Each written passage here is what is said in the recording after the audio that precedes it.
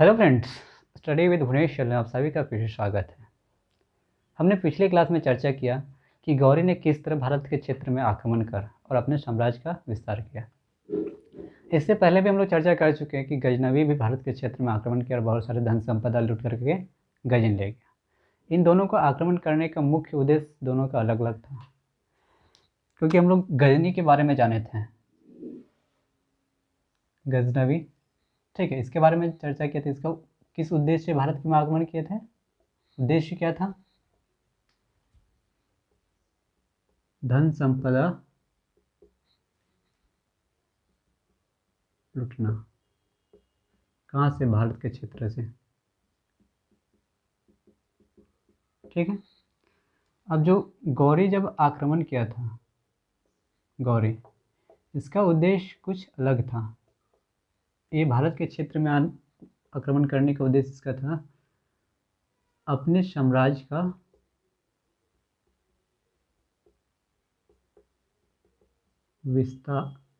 विस्तार करना, ठीक है, राइट। जब गौरी भारत के क्षेत्र में आक्रमण किया था तो हमने बताया था कि इसके साथ दो गुलाम आए थे। एक थे बख्तियार खिलजी, दूसरे थे कुतुबुद्दीन ऐबक, ठीक है। आज हम लोग बेसिकली चर्चा करेंगे कुतुबुद्दीन ऐबक के बारे में। क्यों? क्योंकि इन्होंने दिल्ली सल्तनत की शुरुआत की थी।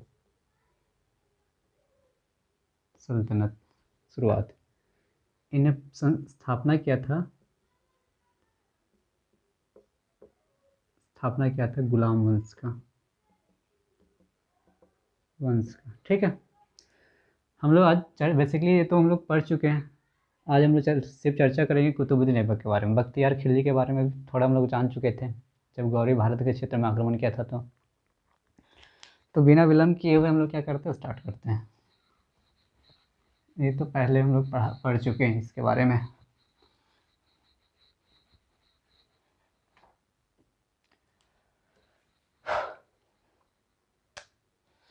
तो दिल्ली सल्तनत के बारे में थोड़ा शुरू करते हैं। कहाँ से कालक्रम कितना से कितना है।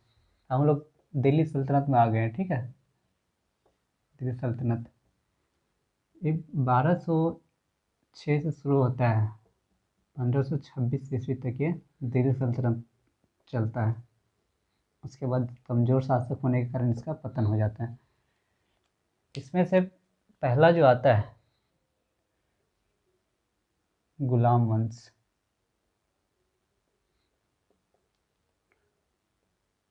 खिलजी वंश,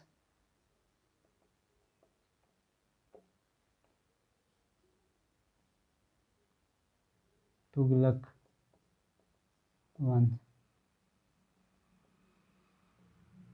सैयद वंश, और लास्ट में कौन वंश आता है?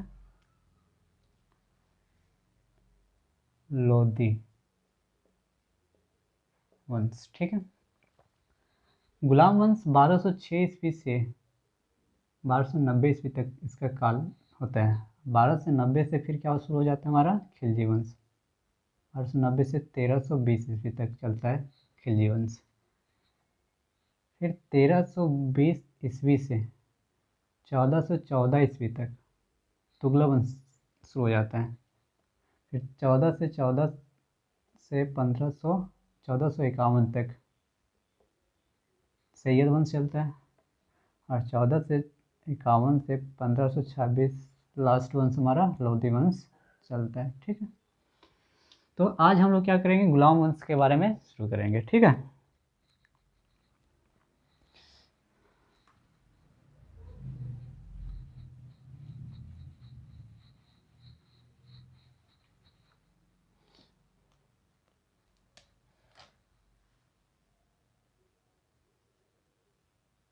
गुलाम वंश, दास वंश या फिर मामलुक वंश 1206 से 1290 तक, राइट। तो हम लोग इसके बारे में चर्चा करते हैं। इससे जानने से पहले कुछ और पीछे जब गौरी के आक्रमण उसके बारे में थोड़ा जान लेते हैं, ठीक है। तो गुलाम वंश के संस्थापक जो थे कुतुबुद्दीन ऐबक, सभी को पता होगा, क्या कि हमने इससे पहले भी चर्चा कर चुके हैं। कुतुबुद्दीन आए कहाँ से थे, इसके बारे में चर्चा करते हैं। तो अफ़गानिस्तान के क्षेत्र में एक निशापुर नाम करके एक शहर हुआ करता था। वह शहर बेसिकली गुलामों का बस्ती कहा जाता था। तो उस गुलाम के बस्ती से एक काजी आते हैं जिसका नाम था फ़खरुद्दीन अब्दुल अज़ीज़ कुकी, ठीक है, फ़खरुद्दीन अब्दुल अज़ीज़ कुकी। उन्होंने उस गुलाम के बस्ती से कुतुबुद्दीन ऐबक को खरीद करके बहुत अच्छे तरीके से कुरान का ज्ञान दिया।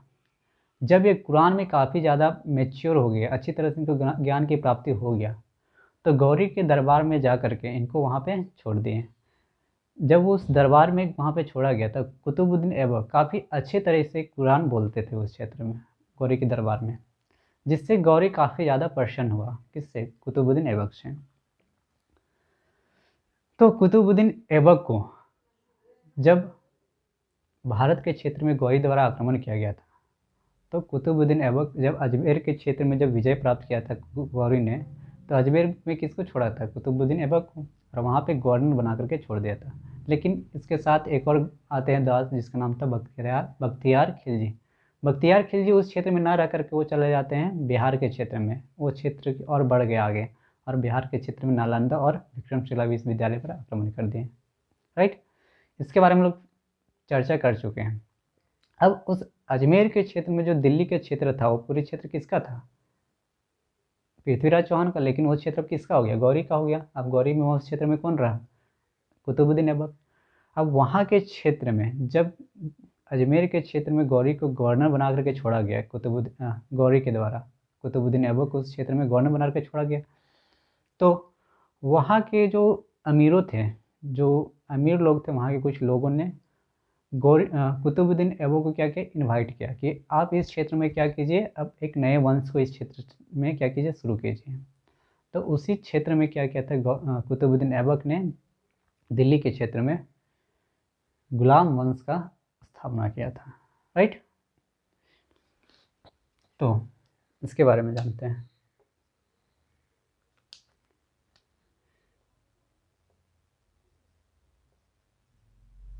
संस्थापक कौन थे? कुतुबुद्दीन ऐबक, ठीक है। गुलाम वंश का संस्थापक कौन? ऐबक। इन्होंने अपनी राजधानी जो बनाया था, राजधानी इन्होंने लाहौर को बनाया था, लाहौर, राइट। अब इनके द्वारा जो कार्य किया गया था, कुछ कार्य, इनको बहुत अच्छे उपाधि भी दी गई थी वहाँ के लोगों के द्वारा। तो फर्स्ट इनको जो बोला गया था, लाक्स बख्शी उपाधि दी गई थी। क्यों? क्योंकि जब कुतुबुद्दीन ऐबक के दरबार में जब कोई मदद मांगने के लिए आते थे, तो कुतुबुद्दीन ऐबक मन चाहा उन लोग को क्या करते, धन दे देते थे। तो इसीलिए इनको लाक्स बख्श की उपाधि दी गई, ठीक है।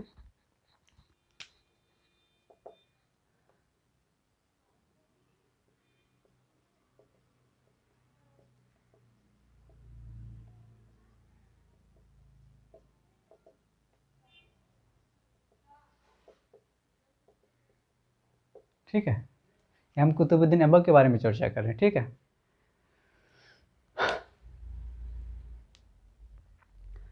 तो कुतुबुद्दीन जो रहे शासक 1206 ईस्वी से 1210 ईस्वी तक ही अपने शासन किए। इनके बाद उसके 1210 ईस्वी इनकी मृत्यु हो जाती है, उसके बारे में चर्चा करेंगे अभी। तो लाक्स बख्श की उपाधि प्रदान की गई। साथ ही इन्हें कुरान की ज्ञान अच्छी होने के कारण, कुरान की ज्ञान अच्छी होने के कारण इन्हें कुरान खां, और इनका अन्य नाम था हातिम ताई के नाम से जाने जाते थे, जाने जाते थे, ठीक है। ये तो हो गया। साथ ही इन्होंने सुल्तान के पद धारण किए बिना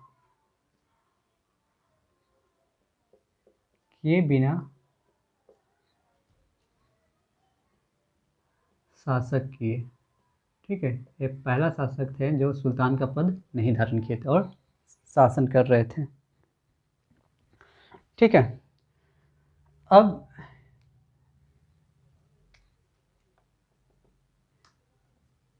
इन्होंने जब अजमेर के क्षेत्र में आक्रमण किया गया था, तो अजमेर के क्षेत्र में उस समय था पृथ्वीराज चौहान शासक थे, लेकिन उससे पहले पृथ्वीराज चौहान से पहले एक दूसरे शासक थे, उनका नाम था विग्रह राज चतुर्थ।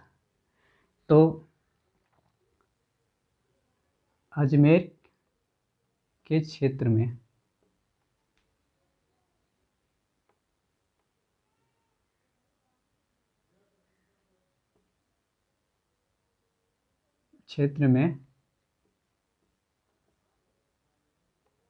विग्रह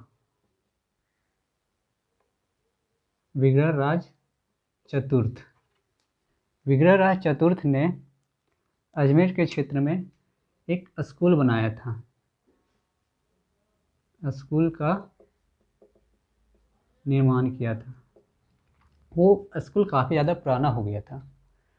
जब कुतुबुद्दीन ऐबक सत्ता में आते, अपने शासन में आते हैं, तो इसी स्कूल को जो विग्रह राज चतुर्थ ने बनाया था, उसी स्कूल को क्या किए, वो रिकंस्ट्रक्ट करके स्कूल को क्या किए, पुनर्निर्माण करके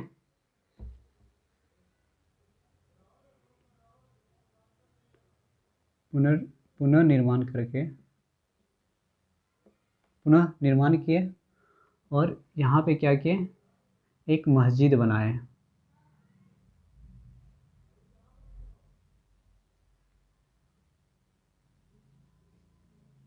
मस्जिद, ठीक है, मस्जिद का निर्माण किए, राइट, जिसे हम लोग जानते हैं आज क्या, 2.5 दिन का झोपड़ा, इन्हीं के नाम से जानते हैं, 2.5 दिन का झोपड़ा। तो ये तो था इधर। साथ ही इन्होंने एक और निर्माण किया दिल्ली के क्षेत्र में।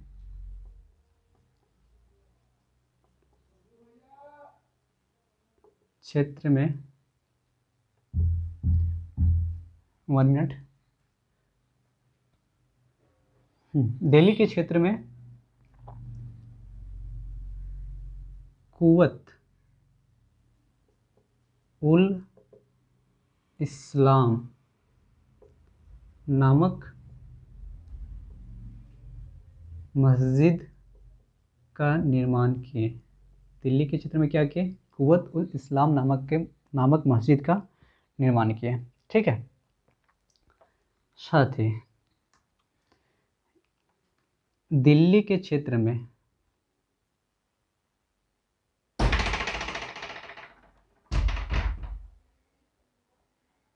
क्या हुआ, 2 मिनट रुक जा। दिल्ली के क्षेत्र में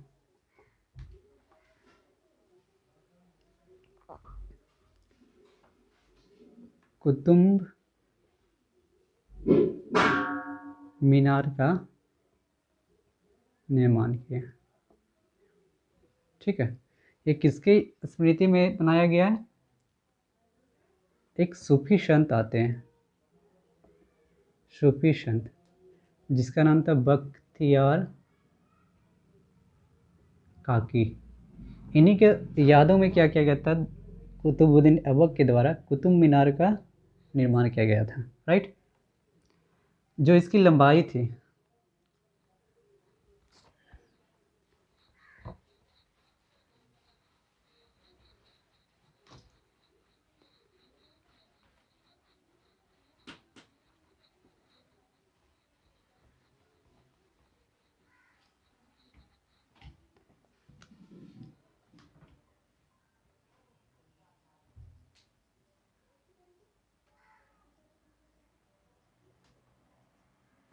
लंबाई वो 73 मीटर था, यानी 239.5 फीट लंबाई। तो कुतुब मीनार के जो नींव डाला गया था वो कुतुबुद्दीन ऐबक के द्वारा डाला गया था। तो जान लेते हैं सबसे पहले इधर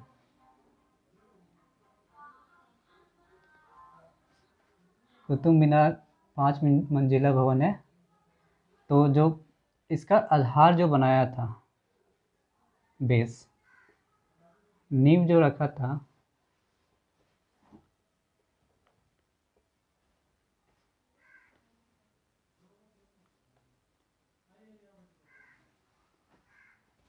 नींव वो कुतुबुद्दीन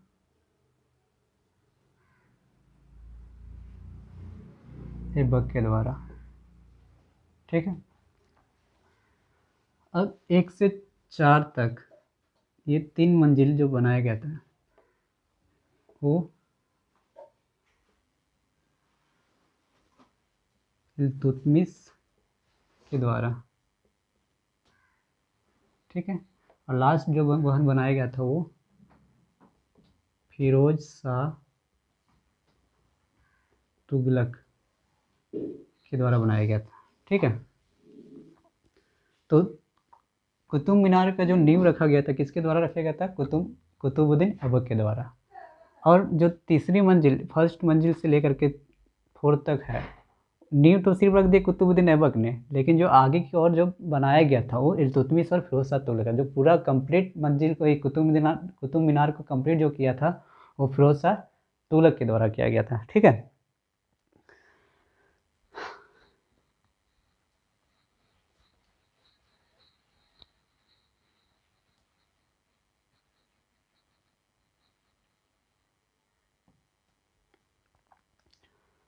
अब थोड़ा इसके बारे में और चर्चा कर लेते हैं।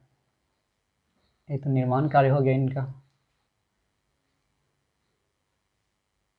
कुतुबुद्दीन ऐबक का एक दास आते हैं। ठीक है। इसी के साथ जिस तरह गौरी के दास कुतुबुद्दीन ऐबक थे, उसी तरह कुतुबुद्दीन ऐबक के दास भी कोई थे जिसका नाम था इल्तुतमिश। वो दास के बारे में भी आगे उसका कालक्रम, उसके बारे में चर्चा करेंगे। तो इनके दास जो थे कुतुबुद्दीन ऐबक के दास कौन थे? इल्तुतमिश। ठीक है। अब कुतुबुद्दीन ऐबक ने 1210 ईस्वी में कुतुबुद्दीन ऐबक पोलो खेलते समय, पोलो मतलब चौगान होता है, चौगान खेलते समय इनकी 1210 ईस्वी में मृत्यु हो जाती है।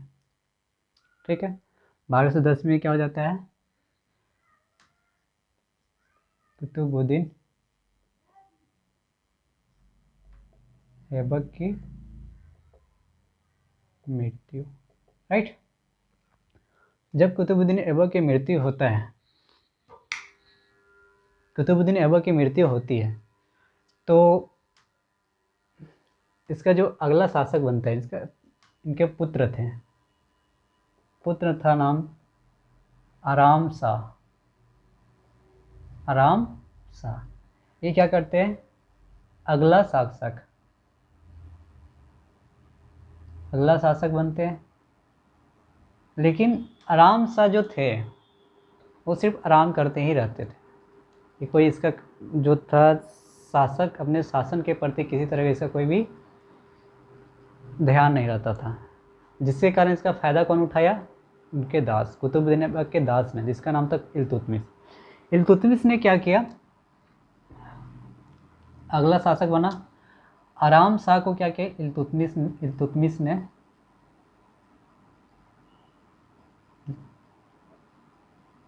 इल्तुतमिश ने हत्या कर दी। किसकी हत्या कर दी? किसकी? आराम शाह की। और ये अगला शासक बन जाते हैं। अब जो हम लोग को पढ़ना है ये तो हो गया हमारा कुतुबुद्दीन ऐबक। वो अपने काल के बारे में जितना वो कार्य अपने क्षेत्र में किए उसके बारे में हम लोग चर्चा किए। हम लोग अगला शासक के बारे में चर्चा करेंगे जिनका नाम था क्या। अब कौन आएगा अगला शासक?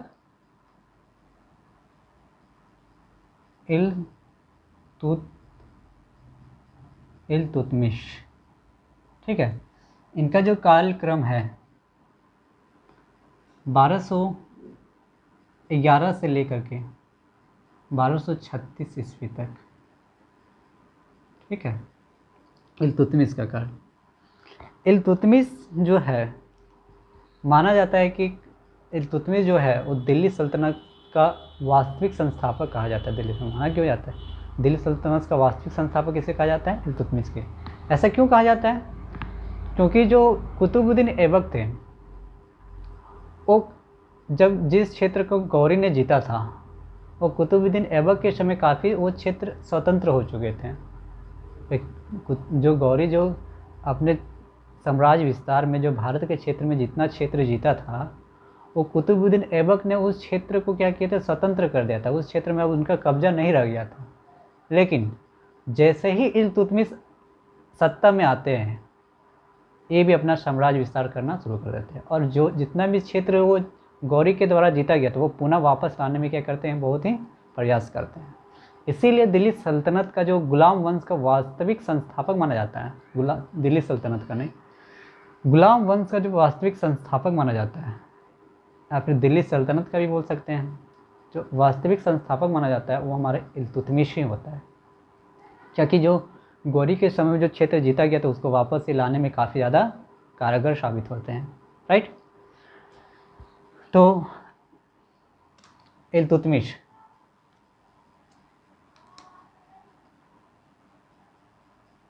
ये दिल्ली सल्तनत या फिर गुलाम वंश का वास्तविक संस्थापक था। ठीक है, कौन? इल्तुतमिश। इन्होंने अपनी राजधानी, जो राजधानी था इनका, वो लाहौर से स्थानांतरित करके कहाँ लाया इन्होंने? राजधानी दिल्ली ले आया।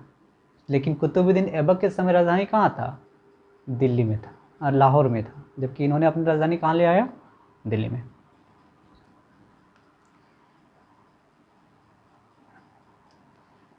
इन्होंने बहुत सारे ऐसा कार्य किए जिसके वजह से इन्हें काफ़ी अच्छे तरह से आप प्रचलित हुए। इन्होंने अपने साम्राज्य में अरबी सिक्का, अरबी के शुद्ध सिक्के चलाया। ठीक है, ये अरबी शुद्ध सिक्के दो थे, एक चांदी का था और एक तांबा का था, तांबश। ठीक है, चांदी के सिक्के को कहा जाता था टक्का और तांबे के चित्र को सिक्के को कहा जाता जित्तल कहा जाता था। ठीक है, उन्होंने सिक्के चलाए।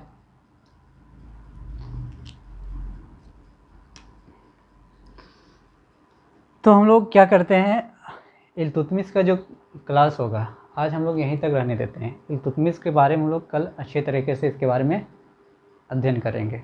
ठीक है, क्योंकि हमने जाना कि इल्तुतमिश का जो कालक्रम है वो काफ़ी ज़्यादा है और इन्होंने काफ़ी अच्छे अपने साम्राज्य में काफ़ी अच्छे अच्छे कार्य किए।